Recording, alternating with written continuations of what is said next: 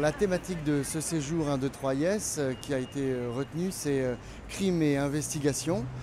Alors on s'est concerté avec les collègues participants, on a évoqué différentes pistes, différents axes et puis plus concrètement différentes visites qui pourraient étayer notre travail avec les élèves, notre travail de journaliste en fait. Moi j'ai bien aimé, c'était hier on a été à la police, le commissariat d'Ashford.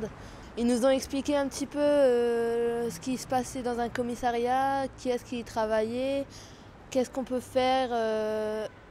Ils nous ont expliqué aussi un crime, comment bien faire une enquête et tout.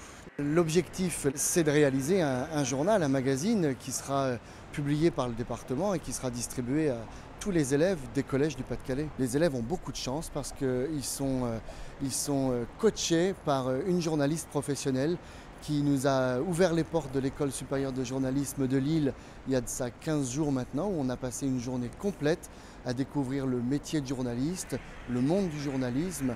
On a reçu les 25 élèves sélectionnés par le Pas-de-Calais pour le projet 1, 2, 3 Yes. L'objectif, c'était de les familiariser avec un milieu qu'ils ne connaissent pas forcément très bien, qui est celui du journalisme. Donc autant sur les différents médias qui existent que sur les différents métiers qui existent au sein d'une rédaction, rédacteur en chef, intervieweur, reporter, etc.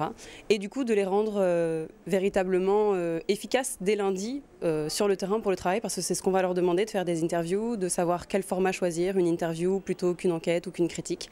Donc voilà, c'était de les familiariser et de les rendre efficaces dès lundi pour pouvoir faire leur propre journal la semaine prochaine. On s'est amusé avec de la radio, de la télé, on s'est entraîné aussi à faire des interviews, des professeurs. Donc voilà, ça nous a un petit peu aidé pour le voyage.